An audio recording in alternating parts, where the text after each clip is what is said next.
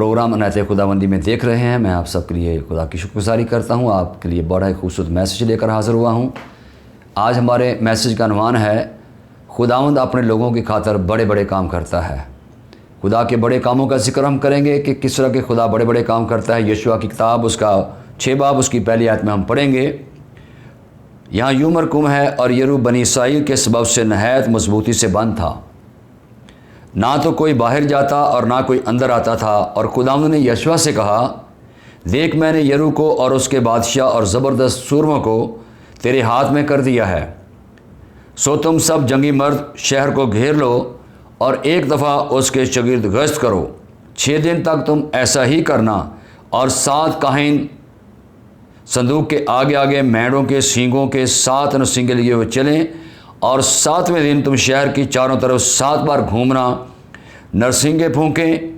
और फिर लिखा है, यूं होगा कि जब वो मेंढे के सींग को ज़ोर से फूंकेंगे और तुम नरसिंगे की आवाज़ सुनो, तो सब लोग नहायत ज़ोर से ललकारें, तब शहर की दीवार बिल्कुल गिर जाएगी। हालेलुया।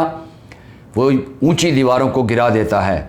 आज हमारा मज़मून है कि खुदा अपने लोगों की खातर बड़े बड़े काम करता है। खुदा ने यशुआ से क्या कलाम किया कि मैंने यरू को और उसके बादशाह को, उसके बड़े बड़े सूरमों को तेरे हाथ में कर दिया है, और तू अपने लोगों को लेकर क्या कर, यरू को चारों तरफ से घेर ले और उसके शागिर्द गश्त करना शुरू कर।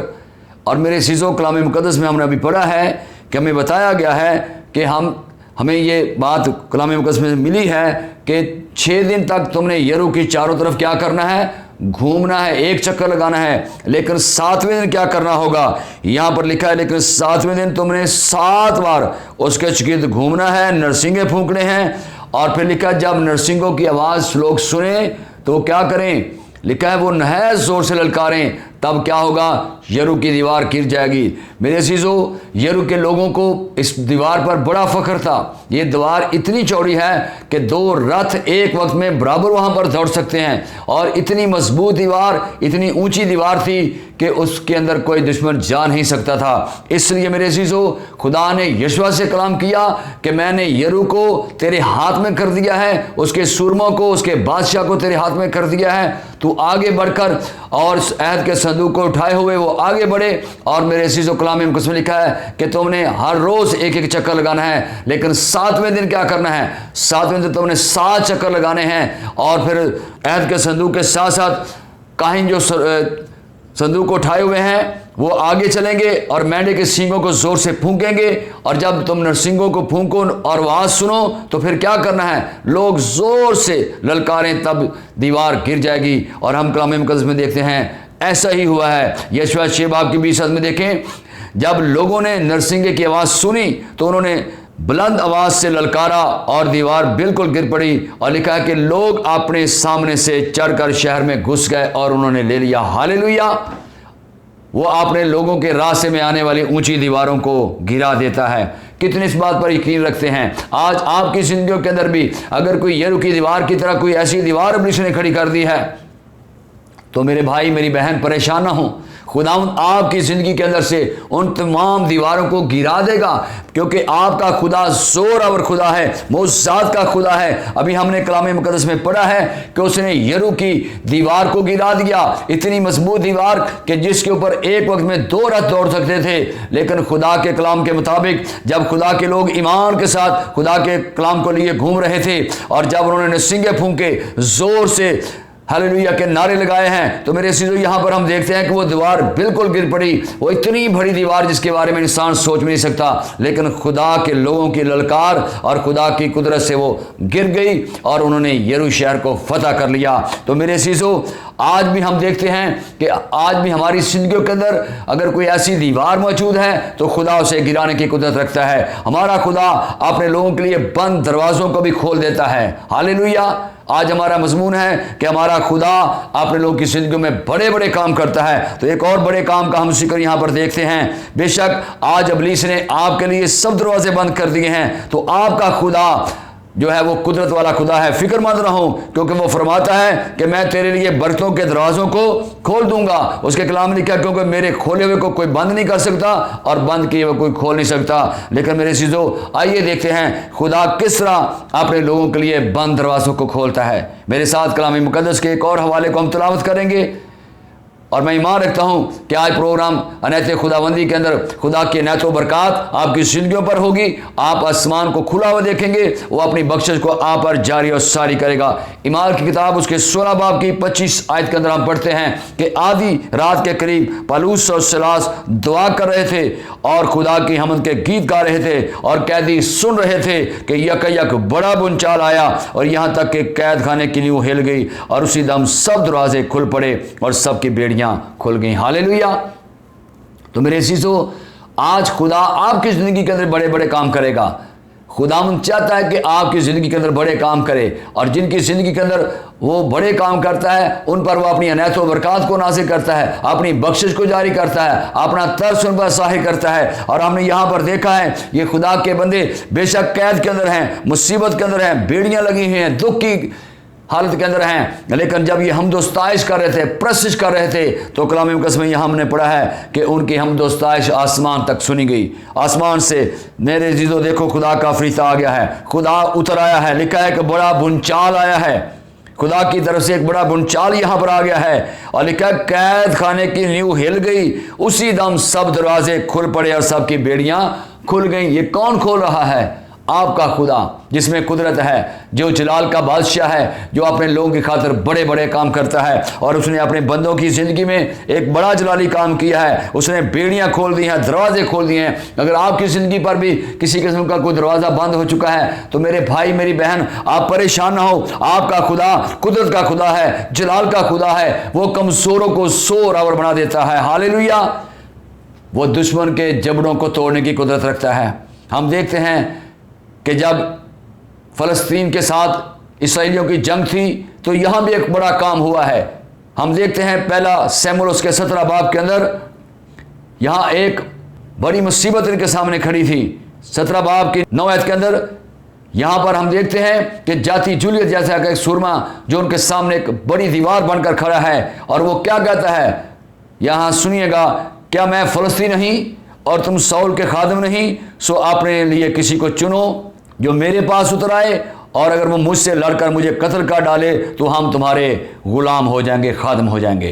पर अगर मैं उस पर गालिब आऊँ और उसे कत्ल कर डालूँ तो तुम हमारे खादिम हो जाना और हमारी खिदमत करना। ये जाति जूलियत जो फ़लस्तीनियों की तरफ से निकला हुआ सुरमा है। मेरे चीज़ों, ये चैलेंज कर रहा है कौम बनी इसराइल के लोगों को, और साउल बादशाह यहाँ पर खड़ा है, जंगी सुरमा है। लेकिन मेरे चीज़ों, हम देखते हैं कि सब के सब यहाँ पर अरासा हैं, परेशान हैं। और उस फलस्तीनी ने क्या कहा कि मैं आज इसराइली फौजों की फजीयत करता हूँ। उसने उनकी बेइज्जती की है, उन पर वो बुड़बुड़ा रहा है, उनको कह रहा है कि अगर कोई ऐसा है, कोई जवान, कोई सुरमा है तो निकालो उसको, मेरे साथ मुकाबला करें। मेरे चीज़ों, यहाँ लिखा है कोई मर्द है तो निकालो ताकि हम लड़ें। क्या वो मर्द नहीं थे? वो मर्द ज़रूर थे, लेकिन जब खुदा का रूह किसी मर्द की ज़िंदगी के अंदर काम नहीं करता, तो वो चाहे कितनी बड़ी ताकत रखता हो, वो दुश्मन का मुकाबला नहीं कर सकता। लेकिन मेरे चीज़ों, हम यहाँ पर देखते हैं इसके 17 बाब की 11 आयत के अंदर कि जब साउल और सब इसराइलियों ने उस फ़लस्तीन की बातें सुनी, तो वह इरासा हो गए, नहायत डर गए और परेशान हो गए। और मेरे चीज़ों, लिखा है वो 40 दिन तक आकर उनको ललकारता रहा।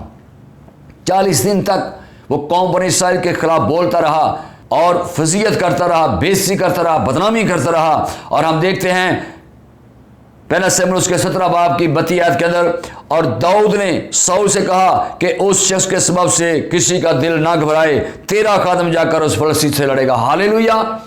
यहाँ एक बड़ा काम खुदा के छोटे बच्चे के वसीला से करने वाला है। मेरे अज़ीज़ों, जब सारी कौम झुके हुए सरों के साथ खड़ी थी और फ़लस्तीन ललकार रहा है, कोई इसका मुकाबला नहीं कर रहा, तो ऐन वक्त पर खुदा ने अपने उस बंदा को जो भेड़ों का चरवाहा है, दाऊद, जो एक बच्चे की मानद है, वो आगे बढ़ता है। खुदा का पाक रूह उसकी ज़िंदगी में काम कर रहा है। उसने जाकर साउल के सामने जाकर उसको हौसला दिया है। उसने कहा तेरा खादिम जाकर इस फ़लस्तीन से जंग लड़ेगा, बादशाह तुझे परेशान होने की ज़रूरत नहीं है। और हम देखते हैं साउल ने जब दाऊद को देखा तो क्या कहता है, शाऊल कहता है तू इस काबिल नहीं है कि तू उस फलस्ती से लड़ने को उसके सामने जाए, क्योंकि तू महज लड़का है और वो अपने बचपन से जंगी मर्द है। तब दाऊद ने शाऊल को क्या जवाब दिया? उसने कहा तेरे खादम ने शेर और रीछ दोनों को जान से मारा है। हालेलुया। जब शाऊल दाऊद से यह कह रहा कि तू एक बच्चा है लेकिन वो जंगी मर्द है, तू उसका मुकाबला नहीं कर सकता, तो मेरे अजीजों खुदा का पाक रूह दाऊद की जिंदगी के अंदर काम कर रहा था। दाऊद ने फिर शाऊल को कहा, उसने कहा कि तेरे खादम ने शेर और रीछ दोनों को जान से मारा है, सो ये नामख्तून फलस्ती भी उनमें से किसी एक की मानद होगा। हालेलुया। क्योंकि इसने जिंदा खुदा की फौजों की फजीयत की है। फिर दाऊद ने कहा खुदावंद ने मुझे शेर और रीछ दोनों के पंजे से बचाया है, वही मुझको इस फलस्ती के हाथ से बचाएगा। हालेलुया। जब शाऊल ने सुना तो उसने क्या कहा? शाऊल ने दाऊद से कहा जा खुदावंद तेरे साथ रहे। और हम इसके पढ़ते हैं 17 बाब की 45 आयत के अंदर लिखा है, और दाऊद ने उस फलस्ती से कहा कि तू तलवार और भाला और बर्छी लिए हुए मेरे पास आता है, पर मैं रब्बुल फाज के नाम से आया हूं जो इस्राएल का खुदा है जिसकी तूने फजीयत की है, तेरे पास आता हूं और आज ही के दिन खुदावंद तुझको मेरे हाथ में कर देगा। मेरे अजीजों, देखने में ये बच्चा है, देखने में ये छोटा सा है, और सामने खड़ा हुआ दुश्मन एक दीवार की तरह कादावर है, बड़ा सुरमा है, जाति जूलियत है। लेकिन मेरे चीजों जब खुदा का रूह इसके अंदर आ गया है तो फिर देखें यहां पर क्या लिखा है। कलाम में लिखा है आज ही के दिन खुदावंद तुझको मेरे हाथ में कर देगा और मैं तुझको मारकर तेरा सर तुझ पर से उतार लूंगा। ये कौन कह रहा है? ये खुदा का बंदा दाऊद कह रहा है जाति जूलियत को। हालेलुया।